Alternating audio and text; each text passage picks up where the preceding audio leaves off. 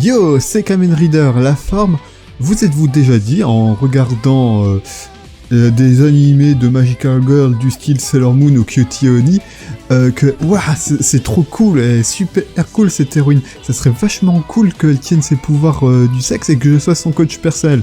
Non ? Eh bien, apparemment, Icesoft, eux, oui. Et c'est pour ça qu'ils ont créé Beat Angel Escalator. Et grâce à ça, vous allez aussi pouvoir vivre ce rêve incroyable. Donc, Beat Angel Escalator est un jeu donc de Icesoft, originellement sorti en 2014, qui a reçu un remake sous le nom de Beat Angel Escalator R en 2018. L'argument de vente principal de ce remake étant la possibilité de pouvoir enlever les lunettes de Sayaka quand on veut. Bon, ce point me passe un peu par-dessus la tête, vu que moi je préfère les filles à lunettes, mais bon. Il est finalement sorti en 2020 chez nous, sorti par Manga Gamer, et ce sera le dernier jeu Nourance qui sortiront apparemment d'Icesoft. Donc le jeu est le premier de la série des Beat Racing Game. Racing Heroine, un jeu de simulation de s'occuper d'une héroïne et de l'aider à se développer. Oui, je vois pas sur quoi on se base, parce que, bon, simulation, moi je pense à un truc qui imite la vraie vie, mais bon, bah, s'occuper d'une super héroïne, je sais pas s'ils ont pu tester ça en vrai. S'ils ont pu tester ça en vrai, le Japon nous cache bien des choses. Enfin bref, donc, de quoi parle le jeu ? Donc vous incarnez le personnage de Kyohei. Un étudiant comme les autres à l'université, un peu glandeur et un peu connard, un peu pervers, mais mine de rien sympathique, qui retrouve enfin après de longues années son ami d'enfance et surtout souffre-douleur Koenji Sayaka. Mais cette dernière a bien changé. Non seulement elle est devenue super sexy, mais elle est aussi maintenant devenue l'héroïne incroyable et super classe et un peu cruche du nom de Escalator, qui combat le terrible Dylast, des extraterrestres qui ont décidé d'envahir la Terre, et elle est la seule à pouvoir les arrêter. Manque de peau, le truc qui rend la chose un peu plus compliquée, c'est que sa puissance, qui est donc un cœur artificiel qui est à l'intérieur de son corps biologique, qui est donc une réplique de son vrai corps, créé par son père au passage, ne fonctionne que quand elle est excitée sexuellement. C'est que comme ça que ça gère de l'énergie. Bon, on pourrait se dire, bon, quand même, son père, c'est un peu attordu, hein, de lui donner ce genre de truc et avec ce type de défaut.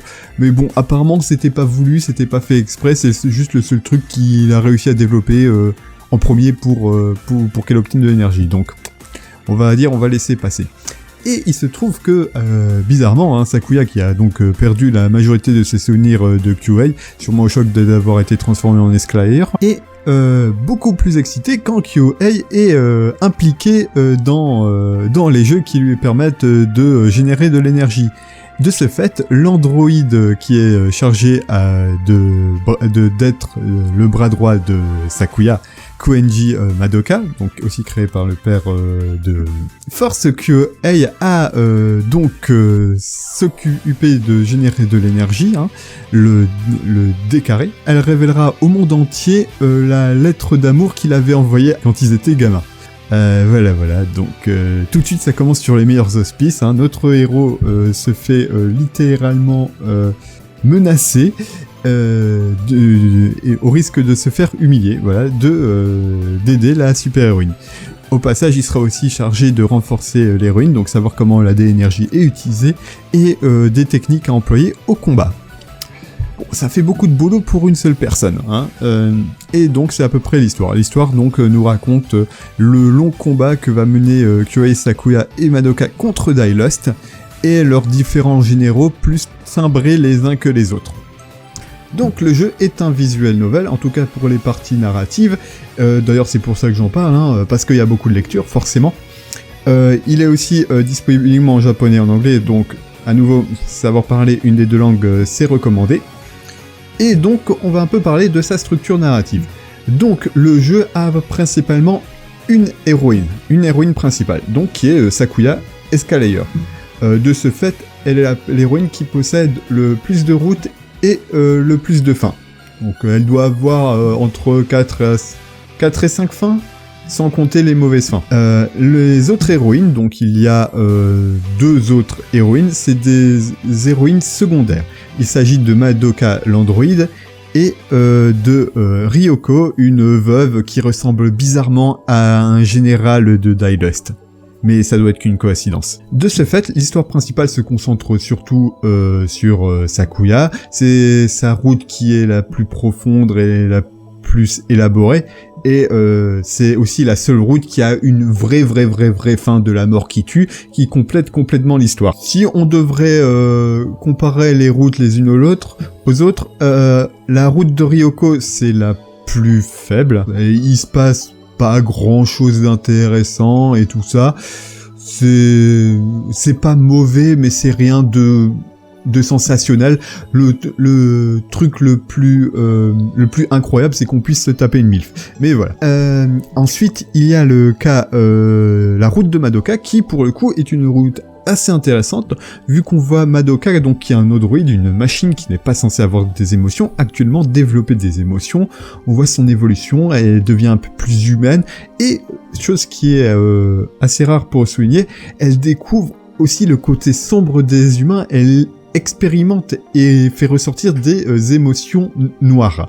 Donc de ce fait, ça met une nuance assez grise à sa route qui la rend assez sympathique et assez fascinante. Donc du coup, Madoka est une héroïne déjà assez sympa et très attachante dans les autres routes, vu qu'elle a une très forte personnalité, où elle est très sarcastique, fait souvent des blagues et enfonce Kyohei. Et dans sa propre route, il y a une évolution par rapport à ce caractère. Elle ne traite plus Kyohei exactement de la même façon. Elle évolue en tant que personnage, elle est face à des choix et des dilemmes, du coup c'est très intéressant. Et en ce qui concerne les routes de Sakuya, la façon dont elles se passent et se développent, ça dépendra grandement des choix qui sont intimement liés au système. Autant pour choisir entre les routes de Madoka, Ryoko et Sakuya, c'est assez explicite, ça dépend directement de choix que vous devez faire. Bon, Madoka c'est aussi un petit peu lié au système, mais comment va se terminer sa route est grandement lié au système. Et on y reviendra dessus. Sa route qui peut donc soit être une histoire d'amour pur, véritable, ou qui triomphe des plus grandes difficultés et qui donne un pouvoir immense au héros, ou ça peut être une histoire sombre, extrêmement déprimante, nihiliste, où tout se passe mal. Et c'est en grande partie dû à Kyohei, vu que sur la route de Sakuya, autant Sakuya reste Sayaka, désolé, mal lu, c'est Sayaka, reste principalement le même personnage, autant Kyohei change radicalement d'une route à l'autre, d'une personne noble et plutôt héroïque sur la route de l'amour pur, il peut devenir le plus grand des enculés sur la route la plus sombre, la route brutale. Momo sont faibles, je veux dire, c'est pas le genre qu'on pourrait s'attendre à Aesop enculé à la rance, tu vois, qui est rigolo à voir. Non, c'est vraiment le truc malsain, next level, quoi.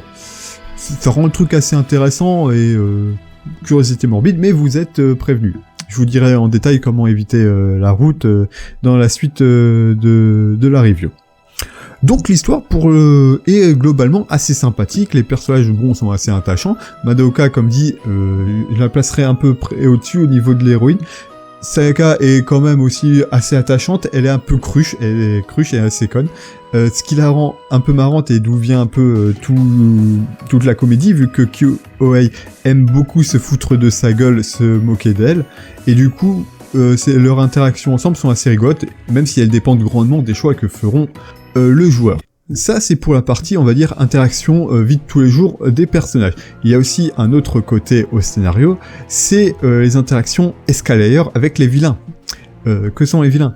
Alors, les deux ennemis principaux d'escalator que l'on voit surtout dans l'ombre en train de faire leur truc machiavélique et étant cachés, sont assez effrayants et intimidants, c'est plutôt des méchants qu'on prend assez au sérieux. Les ennemis et sous-fifres qu'ils envoient, par contre, sont complètement barrés. Ah ouais, et ça fait un super contraste avec Escalier, qui elle est une héroïne qui se prend super au sérieux, avec un gros discours assez badass et assez cool qu'elle fait à chaque fois. Les méchants, eux par contre, c'est complètement barré, c'est limite, c'est-à-dire t'as un otaku du train, c'est un des méchants, qui utilise des pouvoirs basés sur le train.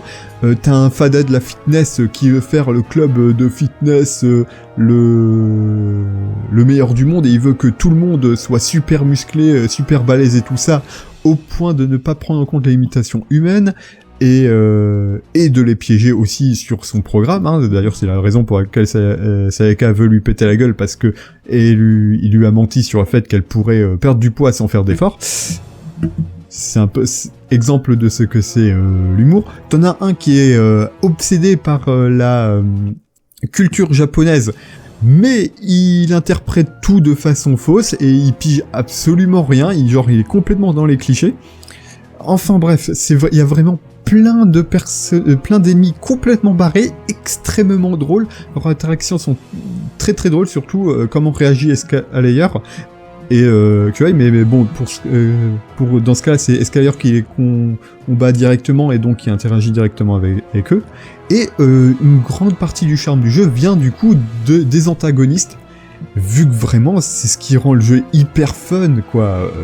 Même donc il faut savoir que si Escalier perd, elle se fait violer donc par les méchants, donc c'est une grande partie des scènes de cul, hein, j'en parle plutôt là que plus tard.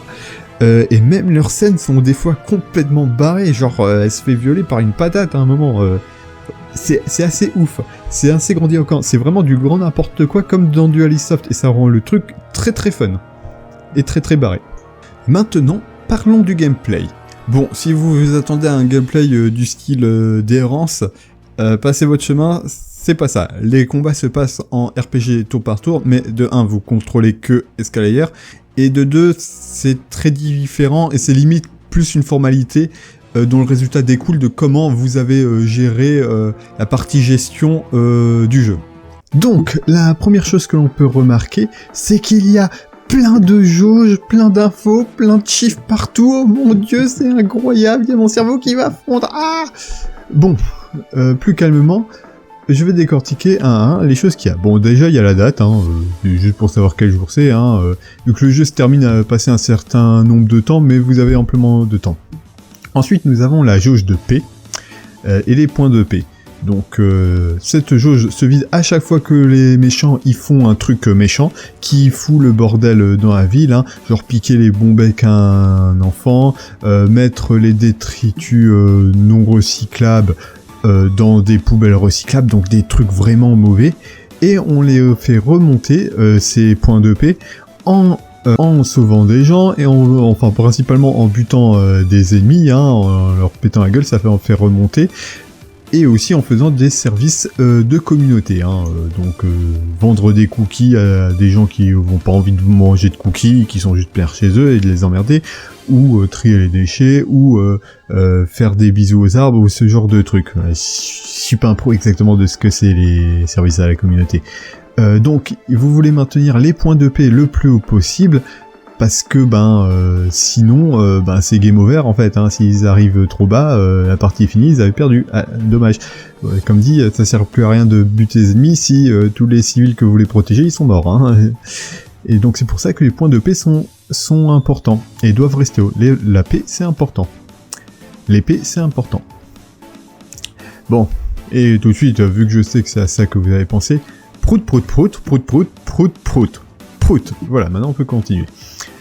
Ensuite nous avons le Doki Doki Energy, le D2, donc qui est en fait l'énergie que possède Escalier, qui est utilisée pour la renforcer ses stats, tac, comme on peut le voir.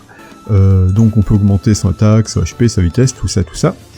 Donc cette énergie est obtenue en faisant ce qu'ils appellent le Badamp. Potochouk, sexe. Donc je peux pas cliquer dessus parce que sinon je vais me faire démonétiser. Mais en gros, pour exécuter ça, vous avez besoin de votre libido. Ce qui paraît logique. Qui est symbolisé par des dés. Ce qui paraît moins logique. Donc il faut en fait à chaque fois, chaque scène que vous voulez déclencher qui vous rapporte plus ou moins d'énergie, doit a un niveau de difficulté, et il faut donc balancer les dés pour faire pour atteindre le bon niveau, pour pouvoir faire la scène. Bon, dans les faits, c'est un peu bizarre, c'est-à-dire genre faut jouer aux dés pour décider s'ils allaient avoir une érection, et qui ouais, a quand même une vie très compliquée. Bon, en fait, dans les faits, c'est vous lancez les dés pour c'est un jet d'intelligence, c'est-à-dire il pense à un truc qu'il faut faire, il a une idée. Sinon, il dit juste, ouais, je vais aller me faire un sandwich, je vais aller jouer aux jeux vidéo, je vais pas faire grand-chose d'autre, voilà, j'ai pas d'idée.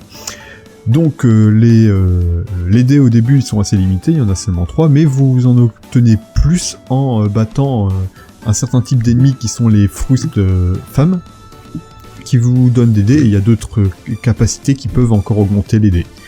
Donc les dés ne sont pas récupérés normalement. Il faut à chaque fois se reposer pour pouvoir réaugmenter le nombre de dés. On en récupère 2 en se reposant. Donc ce qui est très très important, donc il faut savoir avoir un bon rythme pour bien augmenter les dés et pouvoir continuer à avoir assez d'énergie. Très important.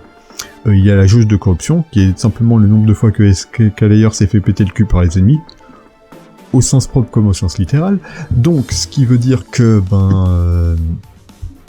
vous êtes près d'un game over, c'est-à-dire si c'est entièrement rempli, vous avez une mauvaise fin et vous avez perdu, c'est aussi simple que ça. La jauge d'amour, donc, qui permet d'obtenir certaines scènes spéciales dans le bottom sex, qui sont des scènes d'amour, et qui se remplissent en accomplissant ces scènes et en prenant certains choix aussi. C'est assez clair. Et la jauge brutale, qui est pareil, mais pour les actes brutaux de connards. Donc ces deux jauges, leur niveau est important pour déterminer quelle fin vous aurez quand vous choisissez de rentrer sur la route amour pur ou la route brutale. Avoir le maximum vous donne la vraie fin, avoir moins que le maximum vous donne la fin normale. Voilà. J'espère que c'est clair. Il y a aussi des capacités que vous pouvez équiper à Escalayer.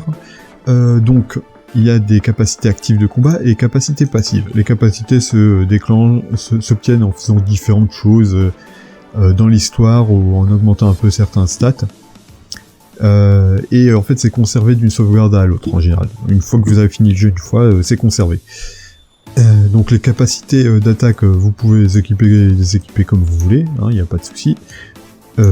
Et pareil pour les passives, voilà, on peut augmenter genre le gain d'amour si on veut, on peut augmenter le nombre de libido, donc je vais vous montrer, hop, maintenant j'en ai un de plus. Et voilà, il y a plein d'effets spéciaux que l'on peut faire. Le truc à savoir par contre, c'est que la plupart des capacités, comme vous le voyez, ont ces espèces de fentes. En fait, pour qu'une capacité d'attaque puisse être utilisée, il faut que la fente s'allume en combat, ce qui est quelque chose d'aléatoire. Il y a un petit bidule qui passe sur toutes les fentes, et il s'arrête sur une fente pour allumer. Le skill sera active que si toutes les fentes sont allumées. Donc des cutters, il faut juste que cette fente-là soit allumée pour qu'il puisse être utilisable. Le deslicer, il faut que 3 fentes soient allumées pour que ça soit utilisable. Donc au mieux, il faut 3 tours, vu que c'est aléatoire. Et le truc qui est rigolo, c'est que ces capacités passives, leur fente ne sert à rien vu qu'ils sont toujours actifs. Donc ça peut juste vous faire perdre un tour. Voilà, donc c'est aussi à prendre en compte pour la stratégie. Voilà, donc ça, c'est le setup. C'est la partie la plus importante du jeu, donc c'est vraiment surtout de la réflexion, de bien planifier ses mouvements, ce qu'on veut faire, comment agir, quoi faire, à quel moment. Et aussi, il y a la fonction chercher, bon là qui n'est pas activée, qui permet en fait de repérer les ennemis pour avoir des infos sur eux. Tant que vous n'avez pas recherché les ennemis, ils continueront à faire des dégâts dans la ville, de toute façon, tant que vous n'avez pas battu, mais tant qu'ils sont cherchés, s'ils sont pas cherchés, vous n'aurez pas d'infos sur eux, vous pourrez pas savoir c'est quoi leur stat, et dans certains cas, vous pourrez même pas les affronter. Bon, ça c'est aléatoire, mais voilà, donc vous avez toutes les infos qu'il faut. Bon, ça c'était pour le gameplay, maintenant passons un peu à la présentation, aux autres systèmes, autres voilà, que le gameplay principal. Donc, les personnages sont bien doublés, hein, bien sûr, comme c'est des doubleurs japonais, ils ont des bonnes voix, qui leur collent bien, qui rendent les choses assez intéressantes et tout. Le protagoniste, bien sûr, n'est pas doublé, comme le veut la traduction dans les visual novels. Le style artistique est très cool, c'est du Onigiri-kun, donc forcément c'est plutôt bien dessiné, les personnages féminins sont sexy, les monstres sont aussi super bien foutus, ils ont vraiment l'air étranges, ils dénotent bien, donc c'est bien dessiné, c'est très agréable, les HCG sont très très sympas, très très beaux. Les trucs assez intéressants, c'est que les personnages ont une petite fenêtre quand ils parlent, en plus donc du fait qu'on les voit à l'écran, ils ont une petite fenêtre en bas à gauche, on peut voir leur émotion, leur visage changer, ce qui fait que le protagoniste a une tête, on peut voir son visage et son expression, ce qui le rend déjà beaucoup plus attachant.